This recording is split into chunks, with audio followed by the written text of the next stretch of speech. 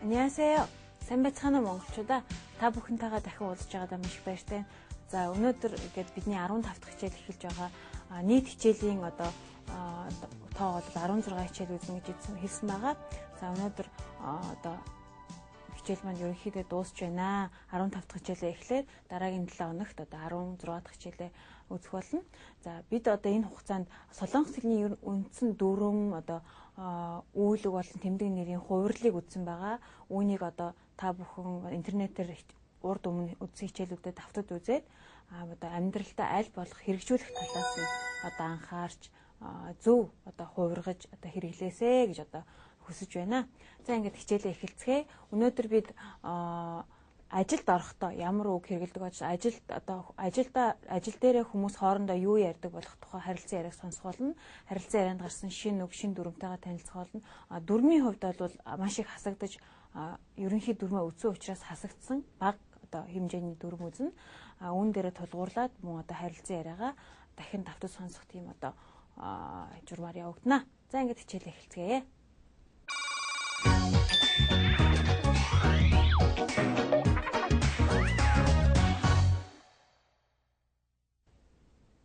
За нараа өнөөдөр шинэ ажилд орох гээд ярилцлаганд ирсэн байгаа. За нараа юу ярьж байгаа, дарга нараагаас юу асууж байгаа, энэ хоёр хүний хоорондын харилцан яриаг анхааралтай сонсноо. За ингээд анхныхаа харилцан яриаг сонсцгоё. 회화를 들어보겠습니다.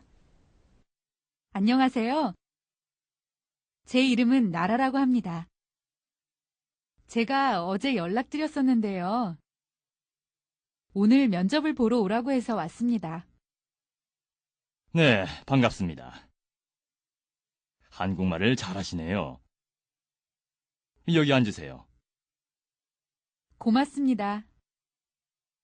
한글 타자는 칠 줄 알아요? 네, 칠 줄 알아요.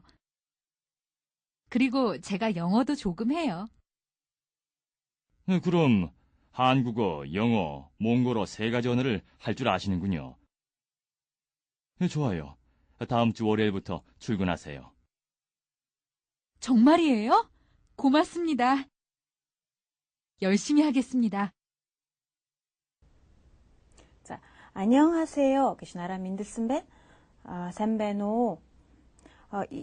제 이름은 나라라고 합니다. 민니니릭 나라 гэдгээ. 제가 어제 연락드렸었는데요. Би өчигдөр холбоо ярьсан юм аа, утсаар ярьсан юм аа. 오늘 면접을 보러 오라고 해서 왔습니다. 오늘 ярилцлаганд орно гэд ирээрэй гэсэн юм аа. 네, 반갑습니다. сайн байна уу? танилцсандаа таатай байна. 한국말을 참 잘하시네요. солонгосоор сайн ярьдсан байх шүү. 여기 앉으세요. 인소노. 고맙습니다. баярлалаа гэж хэлсэн байна. 한글 타자를 칠 줄 알아요 гэж дараа асуусан. Тэгэхээр солонгосоор компьютер дээр шивж чадах уу, бичиж чадах уу гэсэн утгатай. 네, 칠 줄 알아요. тийм ээ, бичиж чаднаа. 그리고 제가 영어도 조금 해요. би бас англиар баг зэрэг ярьдаг юм аа. 그럼 한국어, 영어, 몽골어 세 가지 언어를 할 줄 아시는군요. тэгвэл солонгосоор, англиар, монголоор ярьдаг юм байна. Ийм 3 хэлээр ярьж чаддаг юм байна шүү. 좋아요. 다음 주 월요일부터 출근하세요. гэж хэлсэн байна. болж байна. чамайг тэнцэж байна. дараагийн 7 хоногоос ажилдаа ороорой. ажилд явж эхлээрэй. ажиллаж эхлээрэй гэсэн утгаараа. 정말이에요. маш их баярлсан тийм ээ. тийм үү нэрээ баярлаа.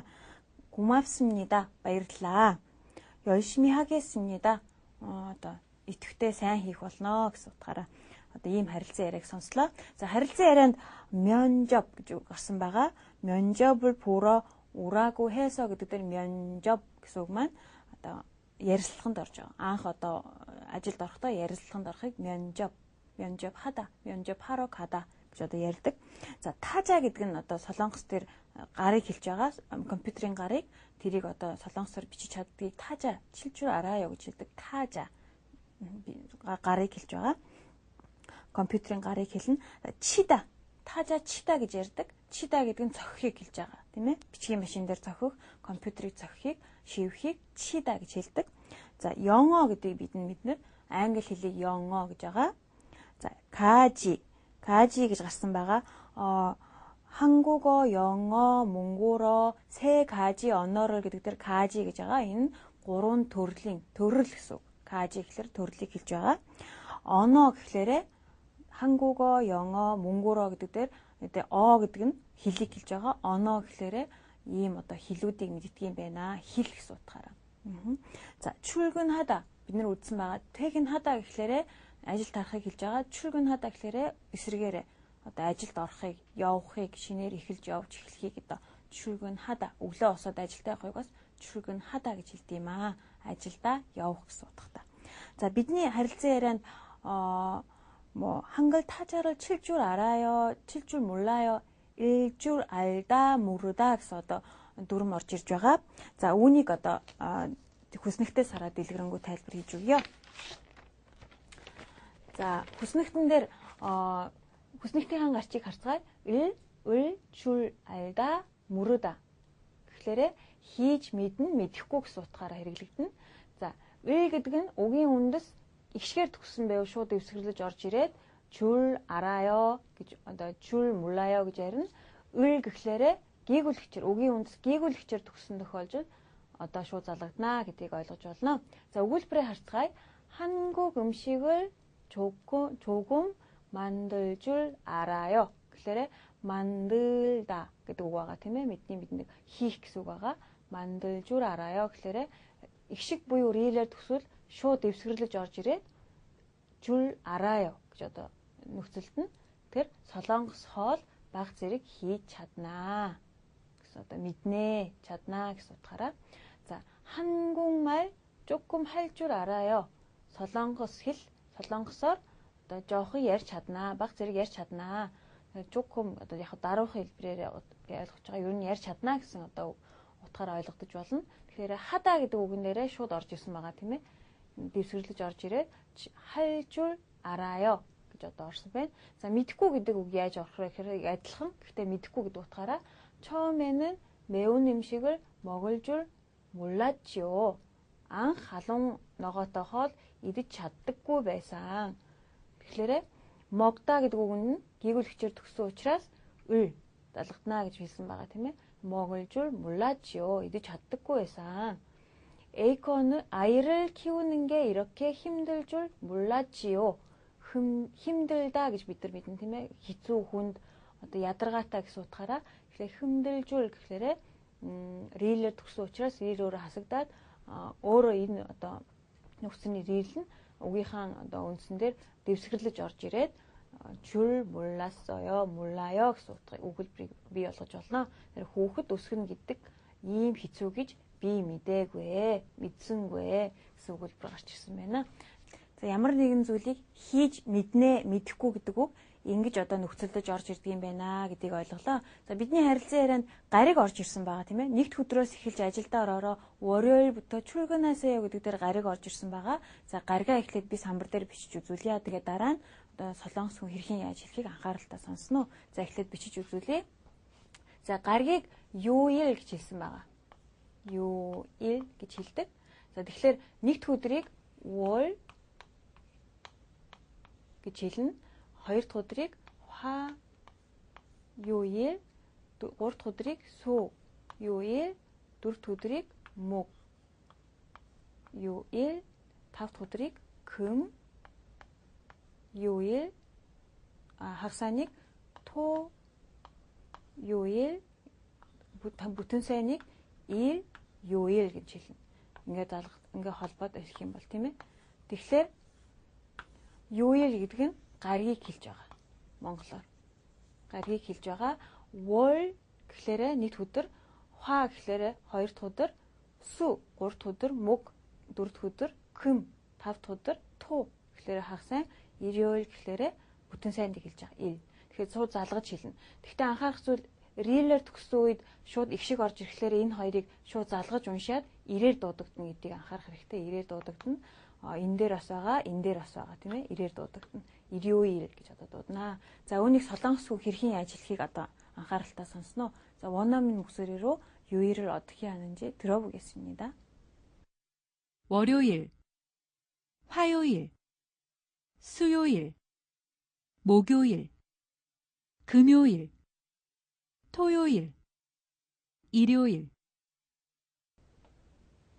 За хэр зэрэг ойлгомжтой. За ерөнхий тайлбар маань юм байгаа. Харилцан яриагаа дахт нэг дахин сонсцгоё. 회화를 한 번 더 들어보겠습니다. 안녕하세요. 제 이름은 나라라고 합니다. 제가 어제 연락드렸었는데요. 오늘 면접을 보러 오라고 해서 왔습니다. 네, 반갑습니다. 한국말을 잘하시네요. 여기 앉으세요. 고맙습니다. 한글 타자는 칠 줄 알아요? 네, 칠 줄 알아요. 그리고 제가 영어도 조금 해요. 그럼 한국어, 영어, 몽골어 세 가지 언어를 할 줄 아시는군요. 좋아요. 다음 주 월요일부터 출근하세요. 정말이에요? 고맙습니다. 열심히 하겠습니다.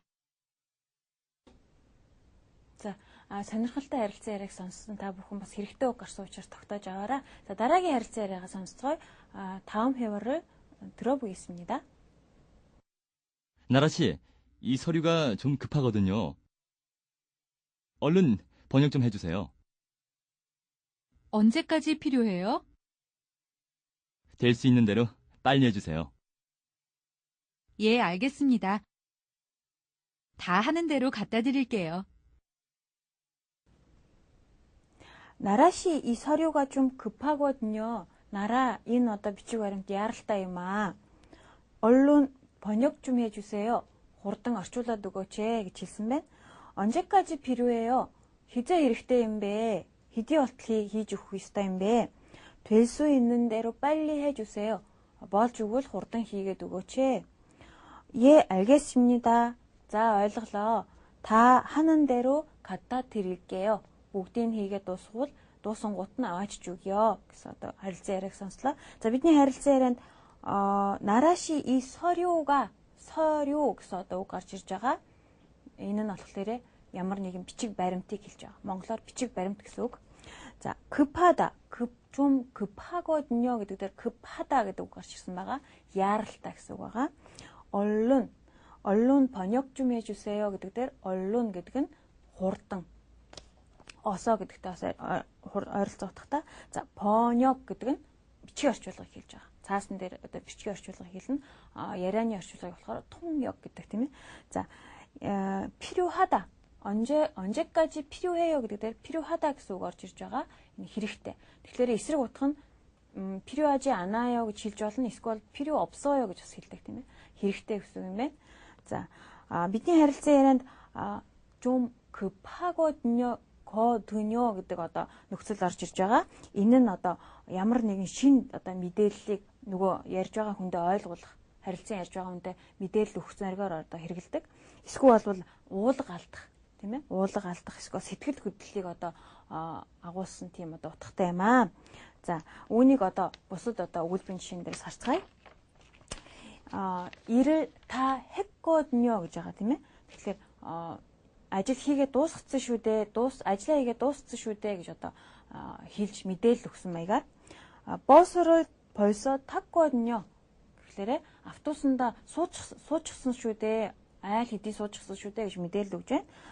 Гэхдээ арай одоо ийлдэг харьцааг бас илэрхийлдэг.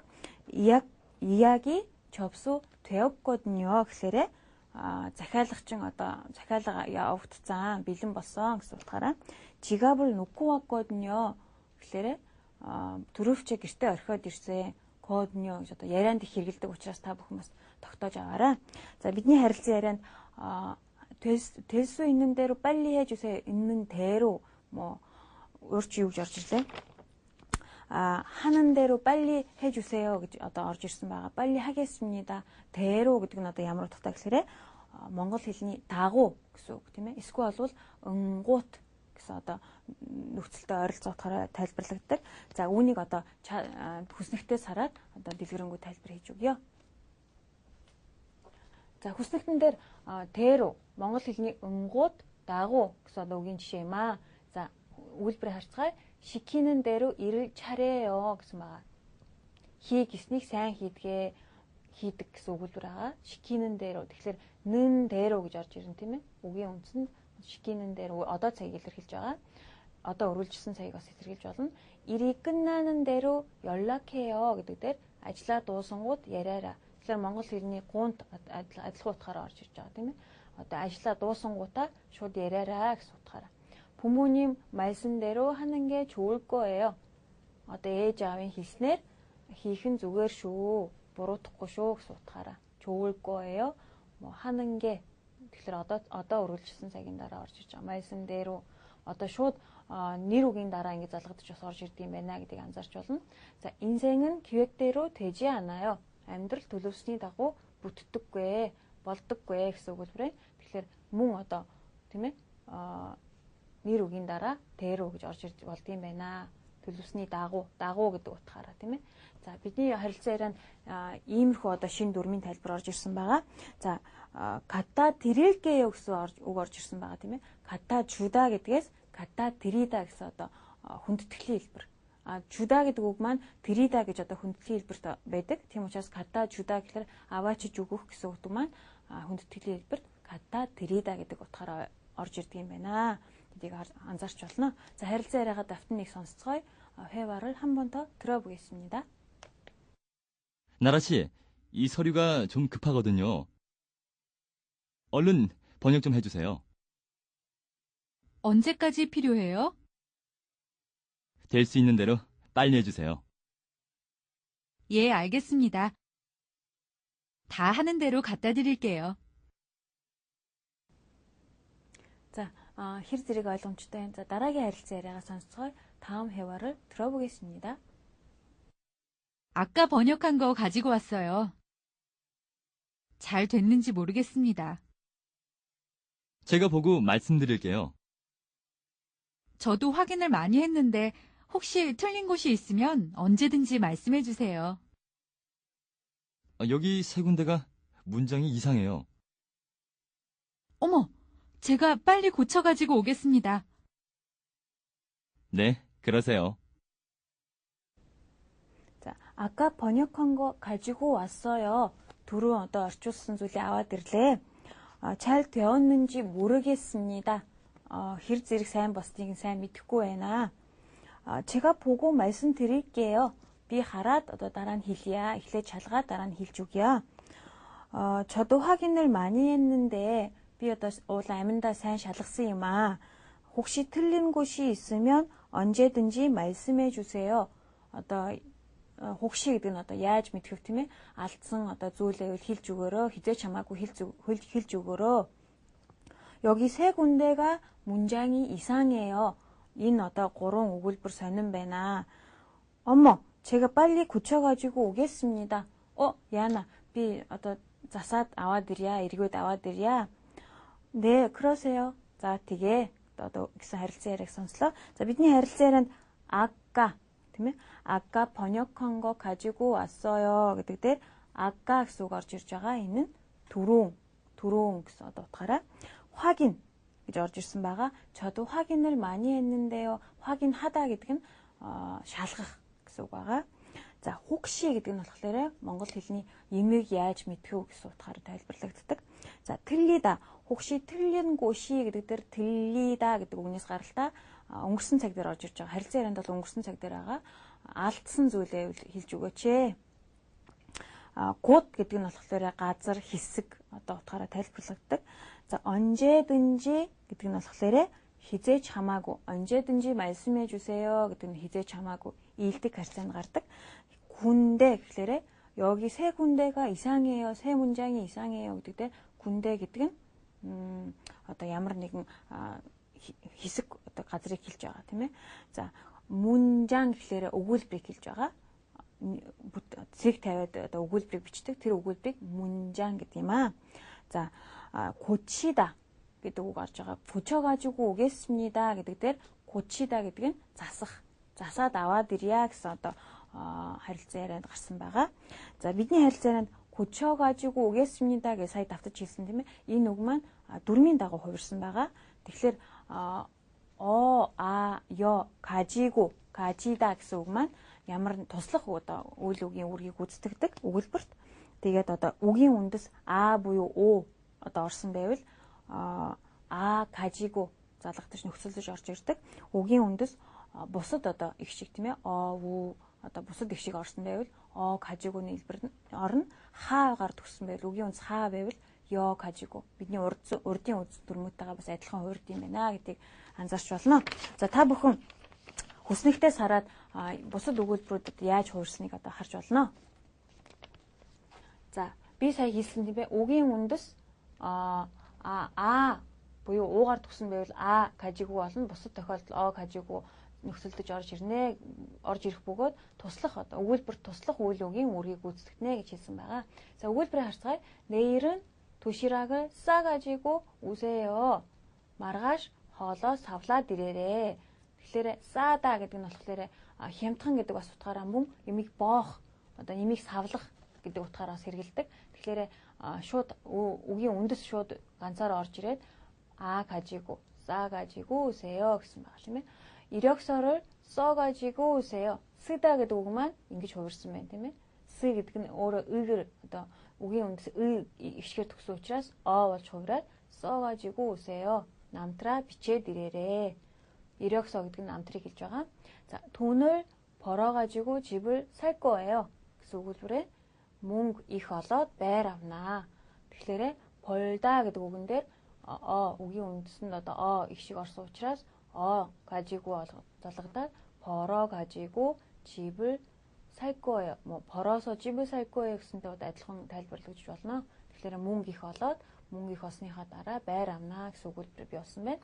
자, 빈손으로 들어가지 말고 뭐 좀 사가지고 들어가요 гэсэн өгүүлбэрээр 사다 гэдэг үгийг мэднэ тийм ээ. Худалдаж авах. Тэгэхээр үгийн үндэс аагаар төгсөн учраас 가지고 залгадаад 가지고 гэдэг одоо гэж хувирсан байна. Тэгэхээр гар хоосон орсноос юу чамаагүй аваад орё гэсэн одоо өгүүлбэр болсон байна. 빈손 гэхээр гар хоосныг хэлж байгаа. 들어가다 гэдэг мэднэ. 말고 чи 말다 гэдэг би түрүү хичээлээр үзсэн байгаа тийм ээ. Ямар нэг юм зүйлийг хориглох гэдэг утгаараа тийм ээ. За иймэрхүү янзаар үгийн үндэс ямар үсгээр төгснөө шалтгаалж одоо үг ингэж хувирдсан байна. Туслах одоо үйл үгийн үүргийг гүйцэтгэх юм байна гэдгийг ойлголоо. За бидний харилцан яриаг дахин нэг давтаж сонсоод одоо дараагийн харилцан ярианд орцгоё. 회화를 한 번 더 들어보겠습니다. 아까 번역한 거 가지고 왔어요. 잘 됐는지 모르겠습니다. 제가 보고 말씀드릴게요. 저도 확인을 많이 했는데 혹시 틀린 곳이 있으면 언제든지 말씀해 주세요. 여기 세 군데가 문장이 이상해요. 어머, 제가 빨리 고쳐가지고 오겠습니다. 네, 그러세요. За, хэр зэрэг ойлгомжтой байна. Та бүхэн ойлгохдохгүй зүйл байвал интернет сайтад ороод бас санаа оноогоо бичиж үлдээж болно гэдгийг бас мэдэж аваарай. За, дараагийн харилцан яриагаа сонсцгоё. Дараагийн харилцан яриагаа мөн одоо солонгос хүн хэрхэн яаж хэлхийг анхааралтай сонсоод мөн одоо шинэ үг одоо дүрмтэйгээ танилцсанаа. За, 회화를 들어보겠습니다. 나라 씨는 성격이 참 좋아요. 어머, 아니에요. 철수 씨가 저를 좋게 봐주신 거죠. 제가 보기에는 나라 씨가 눈치도 빠르고 부침성도 있는 것 같아요. 고마워요. 철수 씨도 자상한 면이 있어요. 나라 씨 성격이 참 좋아요. 나라 씨 сайхан аштай юм аа. Айсайтай юм аа. 어머, 아니에요. үгүй гэсэн одоо жоохон даруухан байдлыг илэрхийлсэн байна. 철수 씨가 저를 좋게 봐주신 거죠. чи намайг одоо зүгээр олж харсан байна гэсэн үг байна. 제가 보기에는 나라 씨가 눈치도 빠르고 부침성도 있는 것 같아요. одоо миний одоо бодож байгаагаар миний одоо ойлгосноор 나라 чи бол их сэргэлэн бас одоо нөхөрсөг нийтч зантай юм байна. 고마워요. баярлалаа. 철수 씨도 자상한 면이 있어요. 철수 чи ч бас одоо добрый зөөлөн сэтгэлтэй шүү гэж одоо харилцан ярианд гарсан байгаа. За бидний харилцан ярианд 성격 나라시는 성격이 참 좋아요. 성격 гэдэг нь ааш зан хэлж байгаа. 눈치가 빠르다. 눈치 빠르다 гэдэг нь болохоор сэргэлэн одоо ямиг одоо гэс олоод харчдаг. Тийм хүнийг 눈치가 빠른 사람, 눈치가 빠르다 гэж хэлдэг. сэргэлэн гэсэн утгаараа. За, 부침성 있다 гэж гарсан байгаа. 나라시는 눈치도 빠르고 부침성도 있는 것 같아요. гэдэг 부침성 гэдэг нь болохоор одоо нийтж одоо ямар нэгэн үнтэй илэн далангуу сэтгэлээ нээгээд ярьж чаддаг, хурдан хүнтэй нөхөрлөж чаддаг хүнийг 부침성 있다 гэж хэлдэг. 자, дараа нь 면. 철수 씨도 자상한 면이 있어요. гэдэг 면 одоо ямар нэгэн талыг хэлж байгаа. тал. Гэхдээ одоо хүний ааш зан дээр бас тэгж хэлдэг. тийм 면이 있어요 гэхлээрээ одоо тийм талтай шүү, сайхан сэтгэлтэй талтай шүү гэсэн утгаараа. За, 자상하다 гэж байгаа тийм ээ. 자상한 면이 있다 гэдэг 자상하다 гэдэг нь сайхан сэтгэлтэй, зөөлөн сэтгэлтэй гэсэн утгаараа хэрэгэлдэг юм аа. За, бидний харилцаанд 좋게 봐주신 거죠 гэсэн үг гарч ирж байгаа. 어머 гэд гайхаа тийм ээ. 철수 씨가 저를 좋게 봐주신 거죠 гэдэг дээр 좋게 봐주다 гэсэн үг орж ирж байгаа. За, үүнийг би самар дээр бичиж үзүүлье.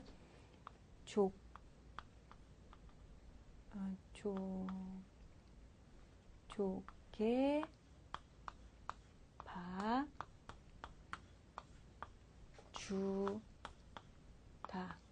гэж одоо анхны хэлбэр байгаа. зүгээр одоо сайхнаар олж харсан, зүгээр бодсон гэсэн утгаараа 봐주다 бидний түрүү хичээлээр үзсэн маа тий. 보다 гэдэг үг маань 주다 гэж бодоод 봐주다 гэж одоо ингэж одоо хувирсан юм байна гэдгийг орж олно. За, энэ одоо ямар нэгэн одоо зүйлийг зүгээр олж харахтаа бас хэрэгэлдэг. зүгээр олж харахтаа зөв дүгнэлт хийхдээ бас хэрэгжилж болно. буруу байсан ч гэсэн имийг одоо зүгээр дүгнэхдээ 좋게 봐주다, 좋게 봐주세요. бас одоо гуйж одоо өөрийгөө бас зүгээр ойлгуулахтаа хэрэгжилж болд юм аа. За, бидний харилцан ярианд одоо шинэ одоо тайлбар юм байгаа.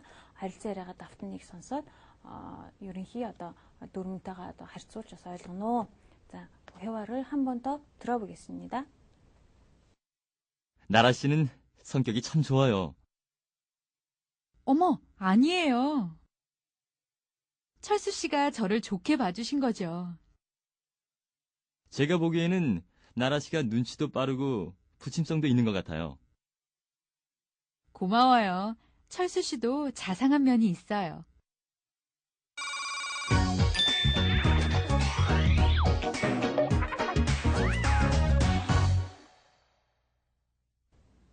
За, өнөөдрийн хичээл маань ингээд өндөрлөж байна. өнөөдөр үзсэн зүйлээ өнөөдөр гарсан одоо сонсож одоо танилцсан харилцан яриагаа одоо доор гарч байгаа интернет хаягаар ороод одоо дахин давтаж үзээрэй. бас өөр дүрдийнхээ хичээлийг бас давтаж үзээрэй.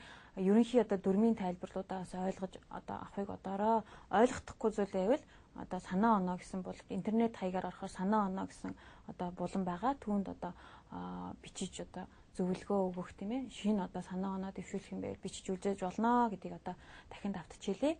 Та бүхэн бас одоо халуун байгаа учраас эрүүл мэндээ сайн бодороо. За, удахгүй болох чөсөөгөр одоо сайхан өнгөрөөгөө, чөсөөгөө зөв өнгөрөөгөөрөө одоо олон хамаатнуудаагаа нийлж одоо хамтдаа сайхан зүйл хийдээрээ.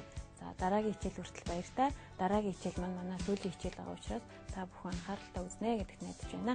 За, ингээд хичээлээ өндөрлөе. дараа уулзлаа. баяртай. 안녕히 계세요.